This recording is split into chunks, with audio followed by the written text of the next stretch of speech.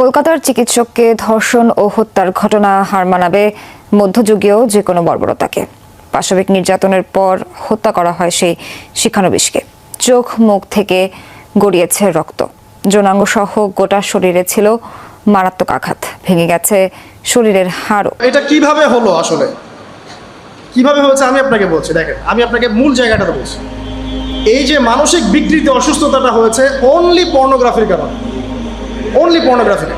Pornography দেখতে দেখতে সবাই বাসায় এগুলো ইন্টারনেটে ফোনে সবাই যখন দেখতে অভ্যস্ত হয়ে গেছে, তখন ইন্টারনালি আমরা সবাই পশু হয়ে গেছে। এখন সামনে যেই থাকে, একটা ছোট বাচ্চা থাক, ছোট মেয়ে থাকে, 5 বছরের মেয়েকে দেখলাম রেপ করে ফেলছে। 5 বছরের মেয়ে, 5 বছরের মেয়ে রেপ হয়েছে কোথায় বলতে চাচ্ছি না, কারণ এগুলো বললে তো নিজেদের দোষ প্রকাশ করা হয়। কিন্তু মানুষ ধর্ষকের কোনো ধর্ম নাই। সে হিন্দু, মুসলিম, নাকি বৌদ্ধ, খ্রিস্টান, না আলেম জালেম, এগুলো ধর্ম দেখার সময় নাই। আল্লাহ পাক বলেছেন তার রাসূলের মাধ্যমে ধর্ষণ হলেই প্রকাশ্যে মৃত্যুদণ্ড দিয়ে দিবে, যেই হোক, সে যেই হোক, সে যেই হোক না, ওর কোনো ধর্ম নাই। সে একজন আলেম দাড়িওয়ালা মানুষও যদি হয়, তাকেও এই কাজ করতে হবে। তো চোরের কোনো ধর্ম আছে? ডাকাতের কোনো ধর্ম আছে? তো মিডিয়া আবার টেকনিক্যালি দেখবেন ওইটাকে হাইলাইট করবে বেশি, বিকজ এখানে একটা সুযোগ আছে ইসলামকে ডমিনেট করার জন্য। কিন্তু সেম ঘটনা কিন্তু অনেক বড় বড় সেকুলার প্রতিষ্ঠানে ঘটেছে, ওগুলো কিন্তু আমরা হাইলাইট করতে দেখি না। এটা আমরা বুঝি ইন্টেনশনটা কি। তবে এখানে একটা বিষয় ক্লিয়ার করতে হবে যে পাপ পাপী যেই করুক তাকেই শাস্তির আওতায় আনতে হবে। আল্লাহ পাক তৌফিক এনায়েত করুন বোঝার। এখন এমন একটা সময় চলছে, বাচ্চারাও এগুলো থেকে নিরাপদ না। 5 বছরের মেয়ে, 7 বছরের মেয়ে, কয়দিন আগে দেখলাম যে 2 বছরের মেয়ে, নাউজুবিল্লাহ, তার সাথেও নাকি এরকম ঘটনা ঘটেছে, এবং উত্তরবঙ্গেরই ঘটনা এগুলো। আর এগুলো শহরের চেয়ে এখন গ্রামে বেশি হচ্ছে। কারণ কি জানেন, গ্রামে তো আগে মানুষ এই উন্মুক্ত পোশাক আশাক দেখতো না খুব বেশি। এখন যখন পর্ন চলে আসছে হাতে, বাসায় সব এগুলো দেখছে, তখন গ্রামে দেখবেন ধর্ষণ বাড়ছে না? এটা নিয়ে আমি আলাদা লেকচার দিয়েছি যে কতগুলো ধর্ষণ হয়েছে এই পর্যন্ত। এই বছরই লাস্ট এই বছরই দেখবেন রিপোর্টেড 1337টা রেপের ঘটনা ঘটেছে এই বাংলাদেশেই। অ্যালার্মিং বিষয়। আর আমেরিকাতে প্রতি 6 জনে একজন রেপ হয়, আর রেপের রাজধানী হচ্ছে সাউথ আফ্রিকা, ওখানে প্রতি 3 জনে একজন রেপ হয়। তো এগুলো কিভাবে হচ্ছে? Only because of pornography. এটা যদি এখনও বন্ধ করতে না পারা যায়, আগামী ভবিষ্যৎ খুব খারাপ হবে। যেখানে সেখানে মানুষ জেনা করবে, যাকে তাকে রেপ করবে, দেখে নিয়ে। বিকজ এটা ভিতর থেকে মানুষকে পশু বানিয়ে দিচ্ছে। আমরা জানি এর পিছনে একটা বড় ইন্ডাস্ট্রি কাজ করে, যারা সারা বিশ্বে প্রায় $98 বিলিয়ন ব্যবসা করে পর্ন দিয়ে। শুধু আমেরিকায় ব্যবসা করে $12 বিলিয়ন, সারা বিশ্বে $12 বিলিয়ন বোঝেন? $1 বিলিয়ন কত কোটি বোঝেন? $100 কোটি। বিশাল একটা ইন্ডাস্ট্রি আছে, এর পিছনে টাকা কাজ করে, টাকা, অনলি টাকা। আর এখানে যা দেখানো হয় সবই ফেক, এগুলো কোনোটাই সত্য না। এটা শুধু একটা অভিনয়, আর কিচ্ছু না। তো এটা দিয়ে পুরো স্পেশালি মুসলিম যুবকদের ভিতরে এমন একটা মানে পশুত্ব ঢুকে দেওয়া হয়েছে যে জেনা, ধর্ষণ, বেহায়াপনা এগুলো বাড়তেই আছে দিন দিন। এটা না কমানো গেলে এবং মানে আইনের সুশাসন নিশ্চিত করা না গেলে ধর্ষণ কমবে না, জেনা কমবে না, ইফটিজিংও কমবে না, মেয়েদের অধিকার আর আদায় করা সম্ভব হবে না। এটা আমার মত। বাকিটা আপনারা ভেবে দেখেন, আপনারা অনেক বিজ্ঞ মানুষ আছেন, ভেবে দেখেন কি করলে এগুলো কমবে। যদি না ভাবি, আল্লাহ পাক কি করবেন জানেন? একটা হাদিস বলি খালি। জাইনাব বিনতে জাহাশ রাদিয়াল্লাহু আনহা তিনি বলছেন, ইয়া রাসূলুল্লাহ সাল্লাল্লাহু আলাইহি ওয়াসাল্লাম, আনুহলিকু ওয়া ফিনা সালিহুন, আমাদের মধ্যে সৎ লোক থাকা অবস্থাতেও কি আমরা ধ্বংস হয়ে যাব? আমাদের মধ্যে সৎ যে অনেক ব্যক্তি আছে, তারা থাকলেও কি আমরা ধ্বংস হয়ে যাব? নবীজি বলছেন, নাম, হ্যাঁ, তোমরা ধ্বংস হবে। ইযা কাসরাতুল খাবাস, যখন নোংরামি, অশ্লীলতা, বেহায়াপনা বাড়তে থাকবে, আলেম জালেম সব ধ্বংস হয়ে যাবে। তো আমরা আমাদের স্বার্থেই কথাগুলো বলবো, কারণ আমরা যদি এগুলোকে প্রতিহত করতে না পারি, তাহলে আমাদের বাড়িতেও এই ফিতনা ঢুকে আসবে না? আসবে। দেখে নিয়েন। আল্লাহ পাক বোঝার তৌফিক এনায়েত করুন, আমিন। তো কওমে লূতকে আল্লাহ পাক কি করেছেন? সুন্দর বালকের রূপে এই জিবরাইল আর মিকাইল আলাইহিস সালামকে পাঠিয়েছেন। এখন লূতের লোকরা বলছে যে তোমার ঘরে যে মেহমান 2 জন এসেছে, ওদেরকে আমাদেরকে দাও। নাউজুবিল্লাহ। বুঝতে পারেন নাই? তোমার ঘরে যে 2 জন মেহমান এসেছে, ওই 2 জন মেহমানকে নিতে এসেছে। লূত আলাইহিস সালাম বলছেন যে আমার হাউলাই বানাতিন কুনতুম ফাইলিন, তোমার যদি বিয়ে করার ইচ্ছা থাকে, আমার মেয়েরা আছে, তাদেরকে বিয়ে করার প্রয়োজনে। একজন নবী তার মেয়েকে বিয়ে দিতে যাচ্ছেন, একজন নবী তার মেয়েকে বিয়ে দিতে যাচ্ছেন, তাও তোমরা এই পথে যেও না। তখন এই কওমে লূতের লোকরা বলছে, তুমি খুব ভালো করে জানো হে লূত আমরা কি জন্য এসেছি। তখন তিনি বলছেন, আলাইসা মিনকুম রাজুলুন রশীদ, তোমাদের মধ্যে কি একজনও ভালো মানুষ নাই? এরপরে আল্লাহর আযাব আসলো। লূত আলাইহিস সালাম এবং তার স্ত্রী চলে যাচ্ছেন। তার স্ত্রী কিন্তু আবার ঈমানদার ছিলেন না, সে পিছনে ফিরে বারবার দেখছে। নূহ আলাইহিস সালামের স্ত্রী যেমন ঈমানদার ছিলেন না, লূত আলাইহিস সালামের স্ত্রীও তেমনি ঈমানদার ছিলেন না। নবীর স্ত্রী হওয়া সত্ত্বেও তারা কিন্তু জাহান্নামে যাবে, নাউযুবিল্লাহ। তো এই লূতকে ধ্বংস করলেন আল্লাহ পাক, কওমে লূতকে এভাবে ফেরেশতার পাখা দিয়ে ওই পুরো জায়গাটাকে উঠিয়ে নিয়ে মাটিতে আবার ধসিয়ে দেওয়া হয়েছে। এই জায়গাটা এখন নিদর্শন হয়ে আছে। জর্ডানের পাশে দেখবেন ওই যে ডেড সি, একটা মৃত সাগর আছে না, ওইটা ছিল সেই জায়গা। এখানে সাদুম গোত্র থাকতো, সাদুম, এই কওমের নাম ছিল সাদুম। এরা সমকামী ছিল। এখন আপনার জন্য আমার নসিহত হচ্ছে, নবী সাল্লাল্লাহু আলাইহি ওয়াসাল্লাম বলেছেন, আমি শেষ জামানায় আমার উম্মতের উপর কিছু বিষয় ভয় করি, যে এগুলো আমার উম্মতের মধ্যে ঢুকে যাবে, আমি আশঙ্কা করে ঢুকে যাবে। কি কি বিষয়? এক নাম্বার, যে আমি আশঙ্কা করি যে আমার উম্মতের মধ্যে মূর্তি পূজা ঢুকে যাবে, মুসলিম কিন্তু স্ট্যাচু ওয়ার্শিপ করবে। দুই, আমি আশঙ্কা করি আমার উম্মতের মধ্যে রিয়া ঢুকে যাবে। রিয়াটা কি? লোক দেখানো আমল। রিয়া কি? লোক দেখানো আমল। আমি আশঙ্কা করি যে আমার উম্মতের মধ্যে সমকামিতা ছড়িয়ে পড়বে। ছড়িয়ে পড়ে নাই? এগুলো নবী সাল্লাল্লাহু আলাইহি ওয়াসাল্লাম আশঙ্কা ছিল। দেখেন সবগুলো এখন বাস্তব হয়ে গেছে। আল্লাহ রাব্বুল আলামিন এই সমকামিতার পাপ থেকে আমাদেরকে হেফাজত করুন, আমিন। এভাবেই ইতিহাস রিপিট হয়েছে। আল্লাহ পাক এদেরকেও ধ্বংস করেছেন। এর আগে আল্লাহ পাক নূহ আলাইহিস সালামের কওমকেও ধ্বংস করেছেন। কি কারণে? তারা লাত, এই যে ইয়াগুস, ইয়াউক, নাসর, এরকম কিছু স্ট্যাচু ওয়ার্শিপ করত। এক পর্যায়ে আল্লাহ রাব্বুল আলামিন 950 বছর দাওয়াত দিয়েছেন নূহ আলাইহিস সালাম তার কওমকে। 950 বছর, 950 বছর দাওয়াত দেওয়ার পরেও তার কওম যখন আল্লাহর আনুগত্য করলো না, আল্লাহ রাব্বুল আলামিন মহাপ্লাবন দিয়ে তাদেরকে ধ্বংস করে দিয়েছে।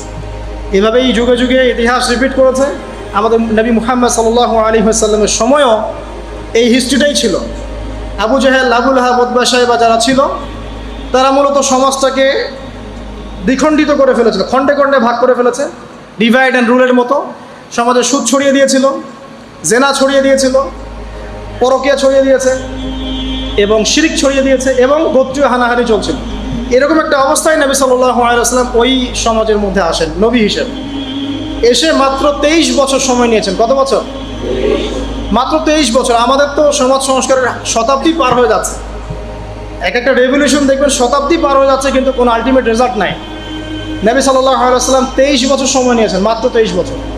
এই 23 বছরে কোরআন এবং হাদিস এই দুটোকে হাতে নিয়ে নবী সাল্লাল্লাহু আলাইহি ওয়াসাল্লাম সমাজের প্রত্যেকটা জাহিলিয়াত উপর থেকে সরিয়ে দেন নাই, শেকড় থেকে উপড়ে ফেলেছেন।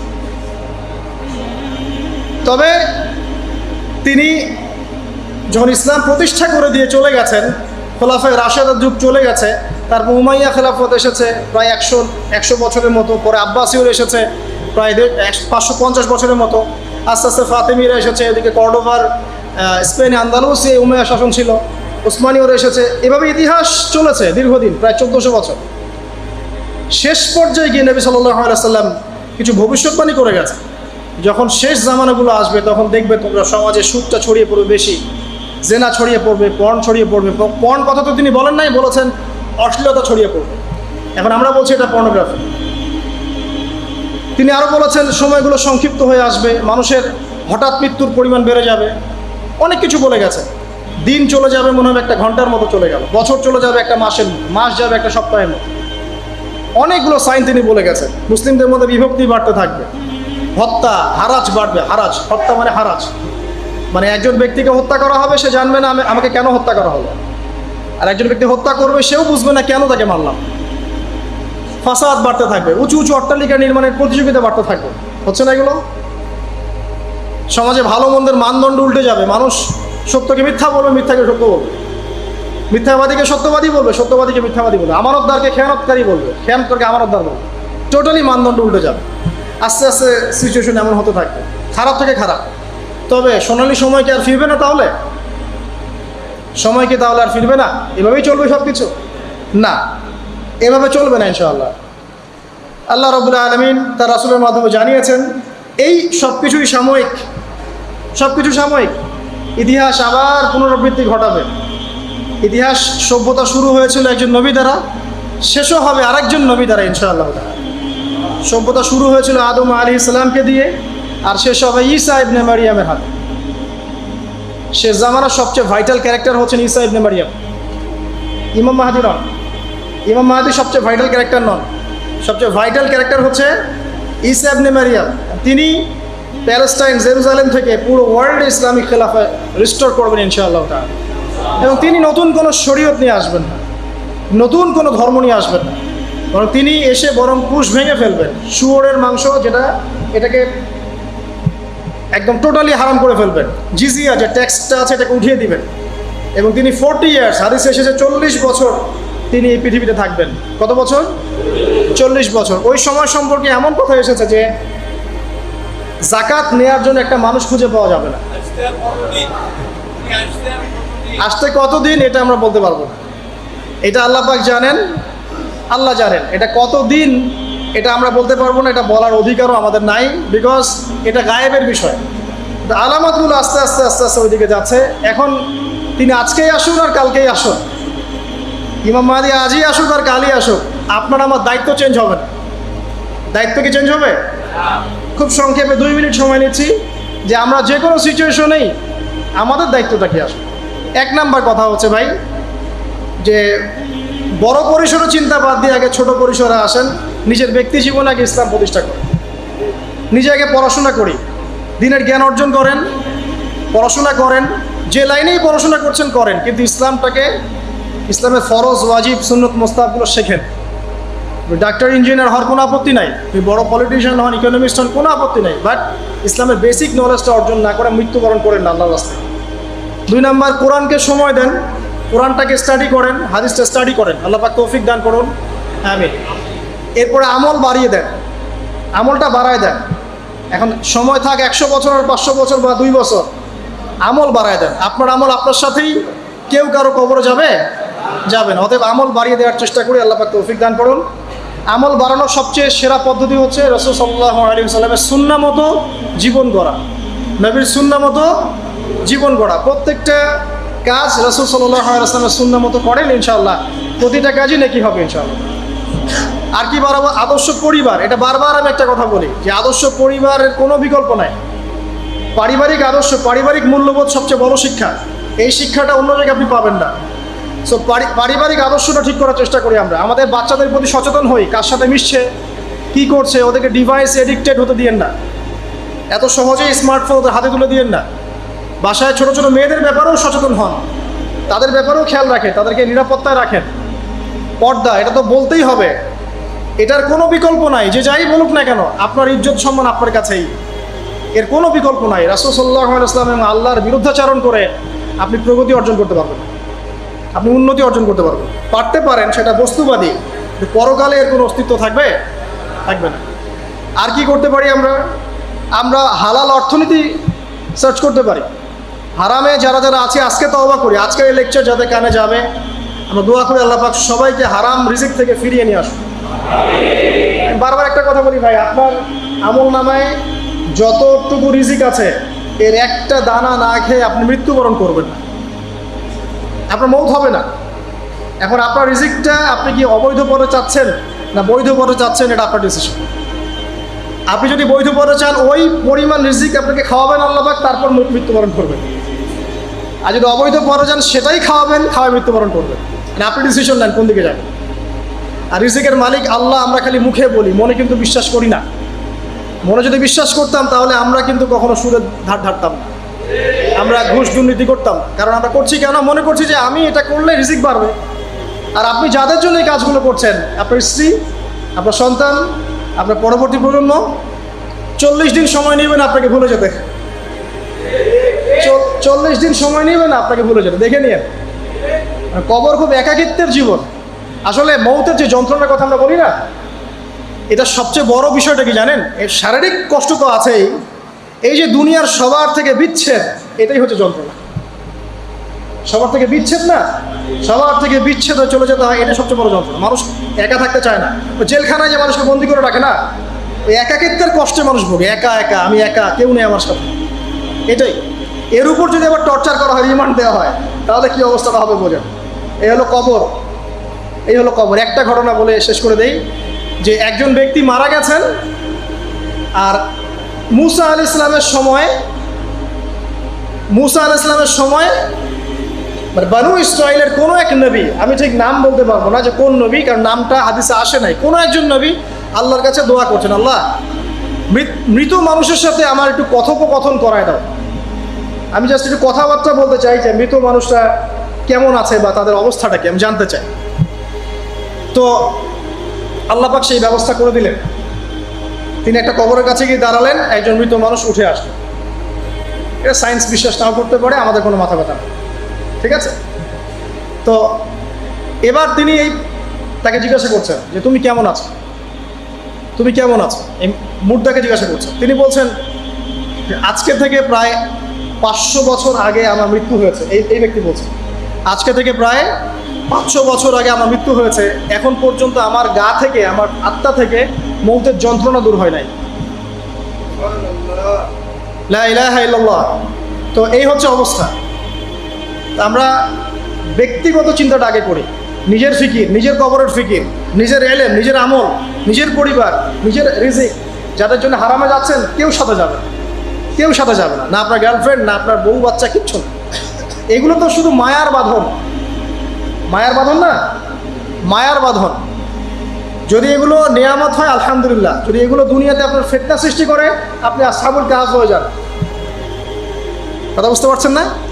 এরপরে যদি সামর্থ্য হয়, আল্লাহ পাক আপনাকে জ্ঞান দেন, আপনাকে পলিটিক্যাল পদ দেন, ইকোনমিক সেকশনে জ্ঞান দেন, ইত্যাদি ইত্যাদি, আপনাকে আল্লাহ যে সেকশনে রাখবেন সেখান থেকে দিনের খেদমত করবেন, পারবেন না ইনশাল্লাহ? ডক্টর হয়েছেন, রোগীদের ফিস কমায় দেন, ট্রিটমেন্ট ইজি করে দেন। হ্যাঁ, ডক্টর হন, একজন ভালো ডক্টর হন, কসাই হয় না। ইঞ্জিনিয়ার হন, একজন সৎ ইঞ্জিনিয়ার হন, চোর হয় না। আপনি যেখানে থাকবেন সেখান থেকেই আপনি খেদমত করতে পারবেন। সবাইকে আলেম হতে হবে জরুরি না, সবাইকে দায়ী হতে হবে জরুরি না, এবং সবাই এটা হতেও পারবে না। এভাবে জাতি গঠন হয় না। আগে বলছি, বিভিন্ন সেকশনে মানুষ আমাদের লাগবে, এবং প্রত্যেকটা সেকশনেই তাওহীদপন্থী ইমানদার মানুষ লাগবে। এবং ইনশাআল্লাহ তাআলা আমরা যদি সবাই সবার ধর্মটা ঠিকঠাক মতো পালন করি, দেখবেন ধর্মের মধ্যে কোনো ভেদাভেদ থাকবে না ইনশাআল্লাহ। যে যার ধর্ম পালন করুক, কোনো মন্তব্য করতে যাবেন না, ঠিক আছে? আপনি আপনার ধর্ম ঠিক মতো পালন করছেন কিনা এটার দিকে ফোকাস করেন। আল্লাহ পাক আমাদের সবাইকে তৌফিক ইনায়াত করুন কথাগুলো বোঝার, আমিন। আর সবশেষে যদি আমাদের এর চেয়েও বেশি কিছু করার সক্ষমতা থাকে, তখন আপনি দিনের প্রচার করবেন, প্রসার করবেন, তাবলীগ করবেন, আল্লাহর পথে মানুষকে ডাকবেন। এর চেয়ে বড় ব্যবসা হতে পারে না। কারণ আপনার দাওয়াতের মধ্য দিয়ে যত মানুষ আল্লাহর দিকে আসবে, যত মানুষ হারাম ছেড়ে হালালের দিকে চলে আসবে, সবার নেকি ইনশাল্লাহ আপনি পাবেন ইনশাআল্লাহ। আল্লাহ পাক আমাদের সবাইকে সবচেয়ে সর্বোত্তম ব্যবসায় অংশগ্রহণ করার তৌফিক ইনায়াত করুন, আমিন। আমি আজকে আর লম্বা করছি না, এখানে শেষ করছি। আকুলু কওলি হাযা আস্তাগফিরুল্লাহ লি ওয়া লাকুম ওয়া লিসাইরিল মুসলিমিন। বারাকাল্লাহু লানা ওয়া লাকুম বিল আয়াতিল হাকীম। ইন্নাহু তাআলা জাওয়াদুন কারীমুর রাউফুর রহিম। সুবহানাকাল্লাহু ওয়া বিহামদিক, আশহাদু আল লা ইলাহা ইল্লা আনতা আস্তাগফিরুকা ওয়া আতুবু ইলাইক। আসসালামু আলাইকুম ওয়া রাহমাতুল্লাহি ওয়া বারাকাতুহু।